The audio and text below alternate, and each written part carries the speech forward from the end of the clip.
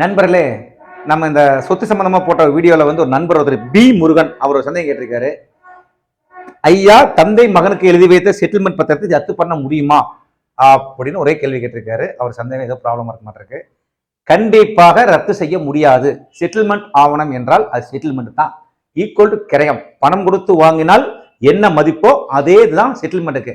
என்ன அதுல பணமா கொடுத்து வாங்குறோம். இதுல அன்பும் பாசத்துக்காக எழுதி வைக்கிறேன். அதுல பணம், இது அன்பு பாசம். தந்தை மகனுக்காகட்டும், தாத்தா பேரனுக்காகட்டும், அம்மா பையனுக்காகட்டும், அம்மா பிள்ளைக்காகட்டும், இது மகன் அப்பாவுக்காகட்டும், மகள் அப்பா அம்மா அப்பாவுக்காகட்டும், யாருக்கு செட்டில்மெண்ட் எழுதி வைத்தாலும் கேன்சல் பண்ண முடியாது. கேன்சல் பண்ண அது வாய்ப்பே இல்லை, பண்ண முடியாது. அப்படி பண்ணணும்னா 2 பேர் ஒத்துக்கணும். அப்பா பையன் எழுதி வச்சாங்க, 2 யாருக்கு எழுதி வச்சாங்களோ அவங்க 2 பேரும் போய் வேண்டாம் ரத்து பண்ணணும்.